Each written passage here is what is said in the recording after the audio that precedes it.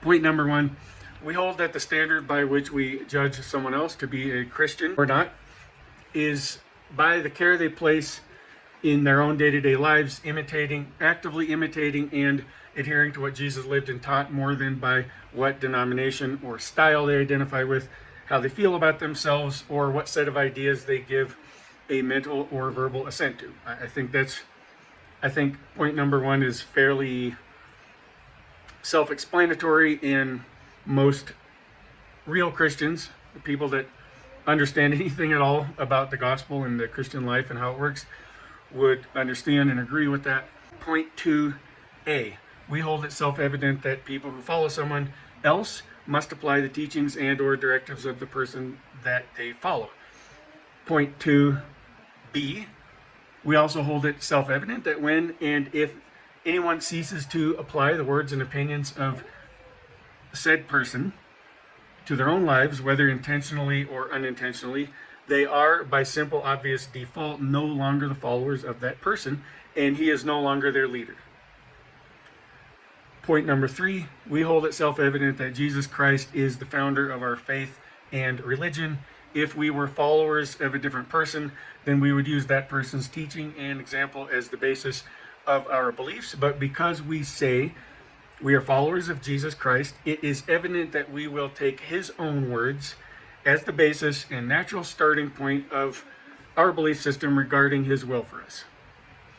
So if that doesn't make sense, what we are claiming is that if you follow someone, you do that by applying everything they said to your life, at least the part of your life that you are applying to following that person.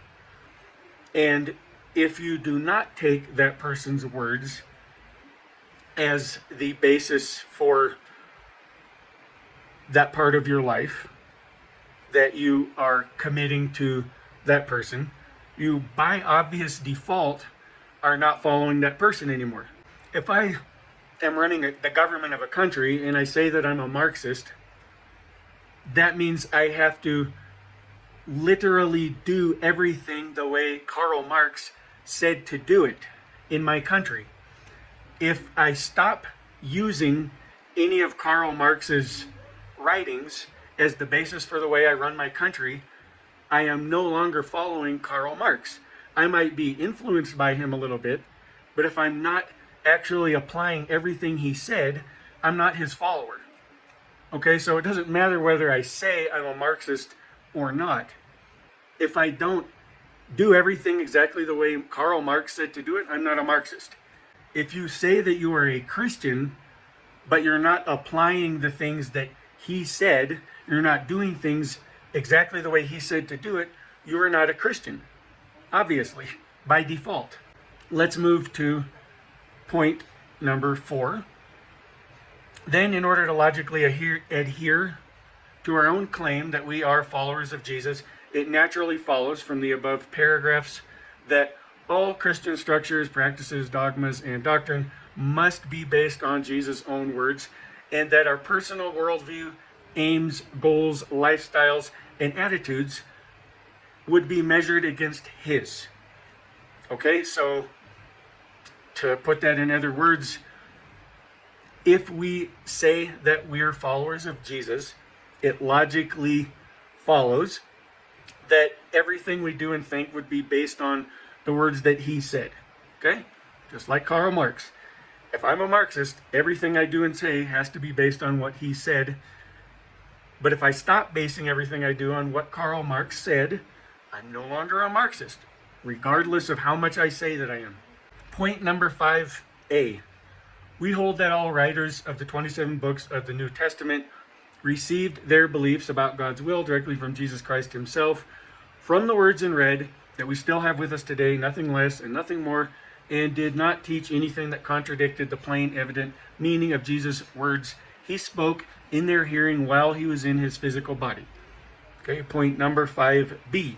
Therefore, any doctrine or idea purportedly taken from any other part of the Bible that seems to contradict the plain apparent meaning of Jesus' own words should be compared to Jesus' own words, then discarded and changed as necessary. So, in other words, everyone that wrote in the New Testament had already based everything they believed on Jesus' words. Now, yes, of course, Jesus said things to them and did things that aren't written down.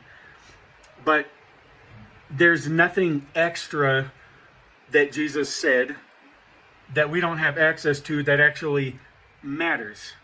You know what I mean? I hope that makes sense. So, anything at all that the other New Testament writers believed in and taught will be something we can trace back to Jesus' own words that we have with us today, and we can back it up against those words. Nothing the rest of the New Testament writers ever taught will contradict something Jesus said that we have with us today. So any doctrine that we believe today that seems to contradict something Jesus said needs to be carefully compared to what Jesus said to make sure it's an accurate doctrine. Jesus' own words are the bar, right? They're the template by which we test any doctrine that we get from any other part of the Bible. If we compare something that we believe to something that Jesus said and it contradicts it, then we know that we are misinterpreting what that biblical author meant by what he wrote.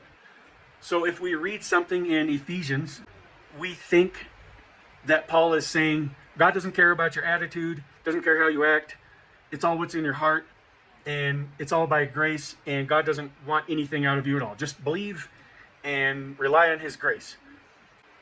Then we go to one of Jesus' parables, like let's say the parable of the talents, and we see that the servant in the parable of the talents was literally punished because of his lack of performance. So we know that we're misinterpreting what Paul said in Ephesians, because our interpretation of what Paul said about grace versus works contradicts the parable of the talents. Let's move on. Point number 6. We suggest that an accurate understanding of Jesus' instructions to his followers could be reached by a theological retraining exercise of beginning first with Jesus' own words as a starting point. Then, after that, moving out from there to other parts of the New Testament scripture that expand on what Jesus himself already taught the person who was writing that part of the Bible, assuming that it's in the New Testament.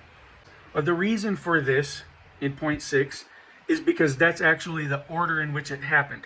Jesus came first, he taught his disciples, and then they went out and taught what Jesus had taught them. That's the order in which things actually happened.